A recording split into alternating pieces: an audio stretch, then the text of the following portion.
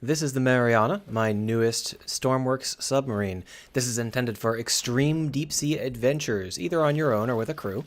And the first big feature is that it's small enough that you can actually use it in your game. You don't have to have a super machine or limit yourself to single player. It should be usable even in multiplayer mode, which is more than I can say for some of my previous vehicles. But it has a lot of features besides that. It's got too many features, but I've tried to keep it as simple as possible, so when you first start it up, it's going to start up in slow propeller mode. Slow propeller mode is the most useful mode. It operates at all depths. It maxes out at about 100 meters per second, which is, you know, manageable. What we're going to want to do is slow ourselves down because we don't actually want to go that fast. We want to talk about the ship for a little while. This is the bridge.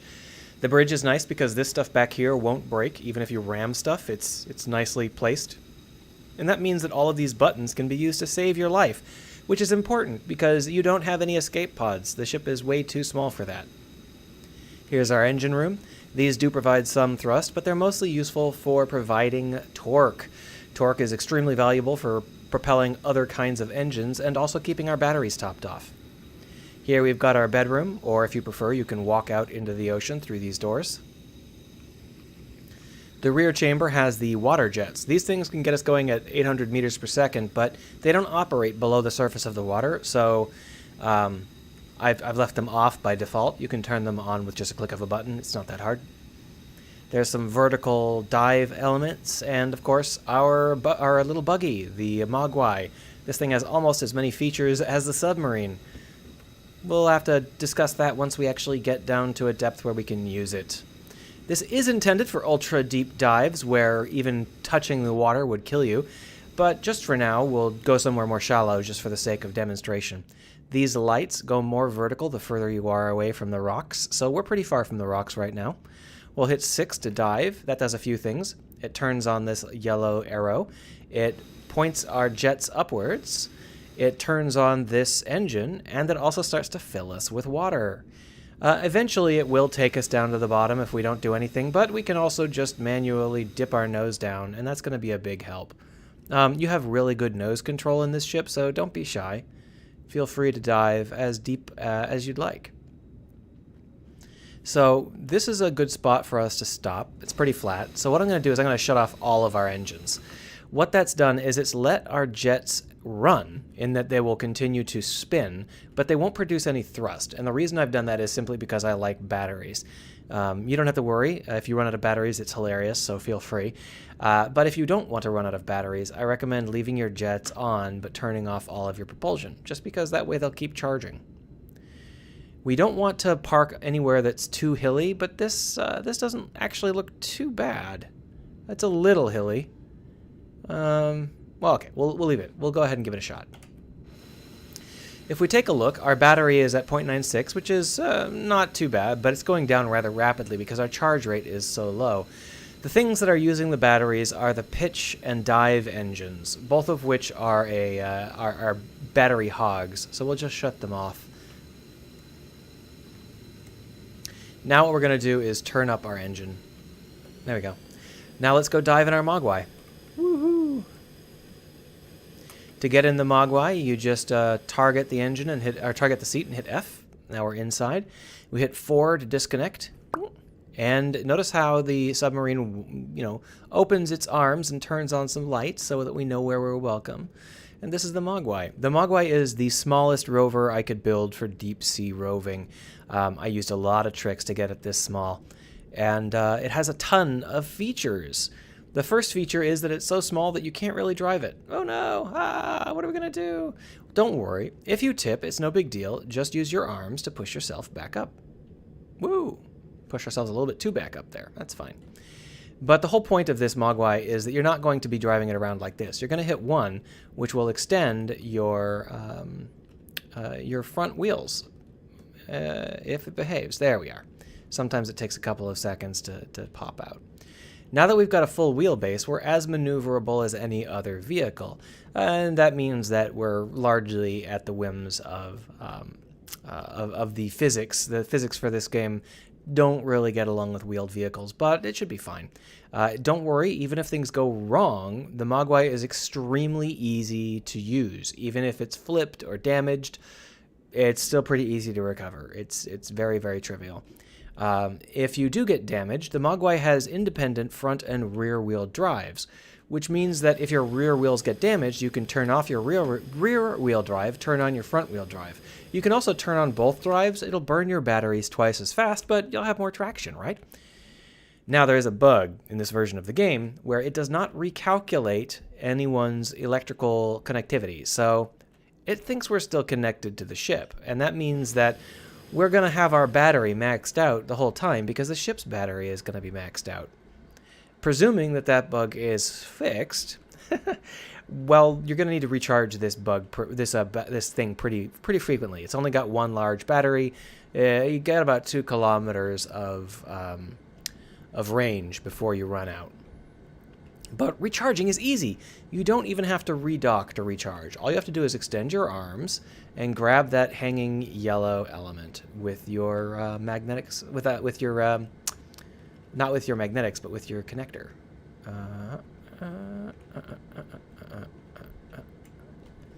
There we go. Or did I? Yeah, I got it. You can see how it's connected to the connector on top. Let me just get out, show you. Put on a suit. Sploosh. Here it is.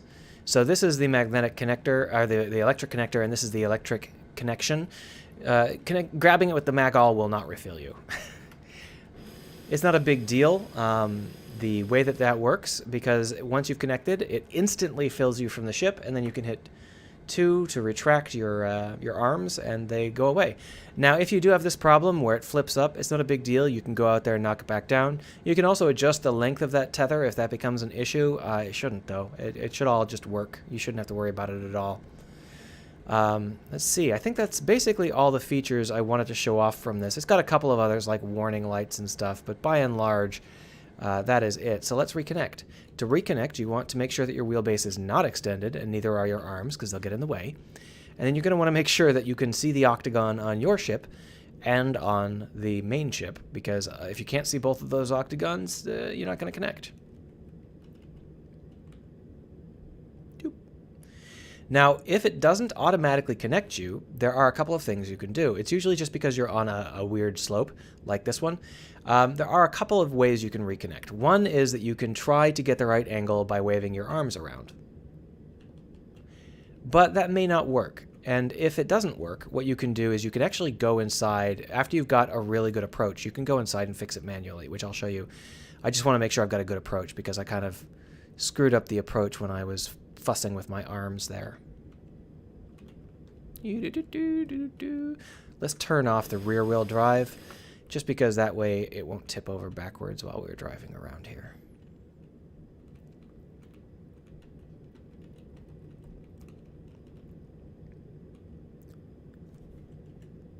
Clunk. Now once we're in the thrall of the magnets like this but we're not connected, it's possible for us or anyone really to go inside here. Come on, don't miss, just go in. And hit this button to raise the system. That will almost always lock it in place immediately, and you won't have any problems. Now, once it's locked in place, what we've got is a front lock, which is the one that was glowing, and also a top lock. The top lock is great because it will keep us braced even if we're going 800 meters per second. So that means that this ship is really able to carry this rover around even at very, very high velocities. Let's put this back, and then we'll just hop across here. Come on. There we go. Now, by this time, we've probably gotten very, very fat with ballast. Yeah, we're maxed out on ballast. So we're going to go ahead and turn off the dive, and we're going to want to turn back on our engines because we're about to go places. We're going to rise. We're going to lift off. Now, when we're lifting off, we're probably going to want to turn on these engines, but currently we are using engines at half, and that probably would have drug us along the ground a bit before we were ready. So I'm going to turn on the air jets and the propellers, and then I'm going to raise our nose and hit 5 for ascend, and up we go. Now, we are currently very heavy. We've got all the ballast that's possible. Now, the reason that you can have this much ballast is simply because the ship will eventually run out of jet fuel. And while the first tank will refill with water, the second tank won't. So eventually you're going to get light enough that you might need this much ballast. We're back on the surface. It looks like time has gone by, so we're going to just override that. Now we are currently in ascend mode, which means that our jets are pointed in an awkward way. We're not going to be able to go very fast with our jets pointed like that. So what we're going to do is we're going to go ahead and turn off ascent mode, like so, but we're going to leave the manual ballast out on. That way we'll continue to lose ballast even as we move around. You can see that we lose ballast pretty quick in this ship. It's not so it's not very sluggish. We got about maybe 2 minutes before the main ballast tank is empty. That's as fast as I could get it. And what that means is that you don't have to worry too much about whether you're completely full or not. Just remember that below 50 meters, you can't expel ballast. It's impossible. What we're going to do is experiment with the speeds that we can get out of this. We're currently in propeller mode, which is the mode we start in. And if we take a look down here, we want the depth to be about -5 in order to get max speed out of any of our modes. So -5 to -30, thereabouts. And you can see that we got about 98 here. If we hit max speed, we can get a little bit better performance. So that's with propellers. If we switch over into jets, we get substantially better performance, but it's harder to control, so be very, very careful about that. But you can see that you can get about 700 out of that. That's pretty good, right? So you can really get a pretty good head of steam out of this. And it's fairly easy to control. Even on the surface, you can get about 200 with the jets, which is plenty. And see that we actually kept our whole setup connected. There's no problems, nothing fell off. Everything worked great. And I think that this is just a fantastic vehicle in comparison to many of the others I've made.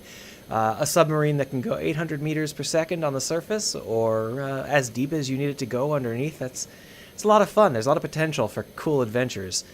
And if we shut it off, it actually breaks pretty quickly. Yeah, not bad. Anyway, if you're interested in this vehicle, feel free to pick it up. And now what we're going to do is crash it. We're going to switch to propeller modes because crashing this at 800 actually kills you. Like, you can't survive it. But we can probably crash it at 300.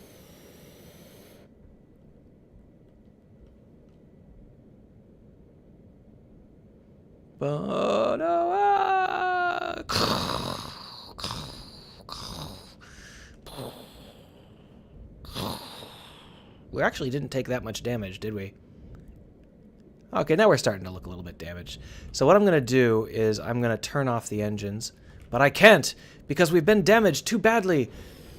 No big deal, just shut them off. There. Oh, if you can without dying.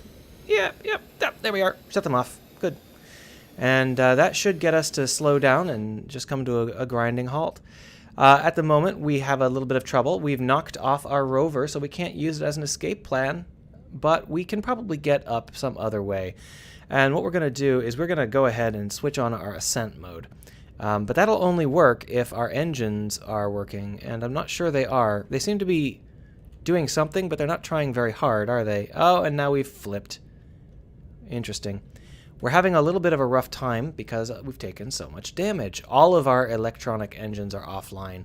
All we've got is what's left over, and what's left over isn't feeling very helpful at the moment.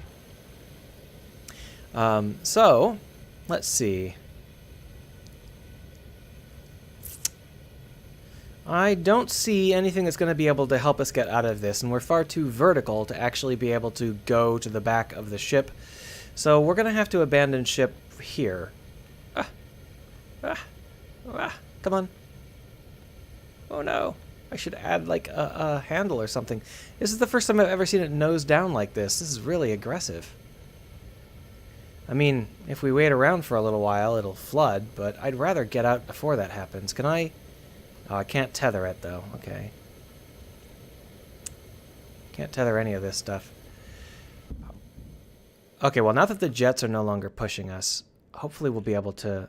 No? No, you're not going to do anything?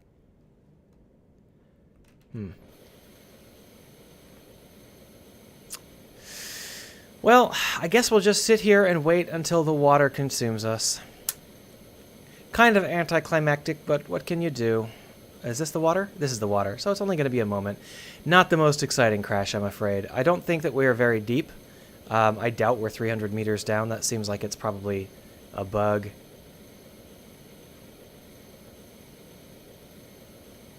I can't read the meter there, unfortunately. But if we are, we're in for quite a surprise when we try and get out and we crumple like paper. Anyway, this is one of the big problems with ships like this. If they're small... Oh, shoot, we are 300 meters down. If they're small, there's no escape pods. Ah, we made it. All right, so we will leave the Mariana down in a trench at the bottom of the ocean. I don't think I've ever crashed like that before. I have done a lot of crash tests, and that's the first time I've ever just gotten stuck nose down like that. But hopefully it was fun to watch. And that's it. Have a good one. If you have any cool ideas on how to miniaturize stuff more than that, let me know, because that's as small as I could get it and still have it have the performance I wanted. But I'm always open for more ideas and insights.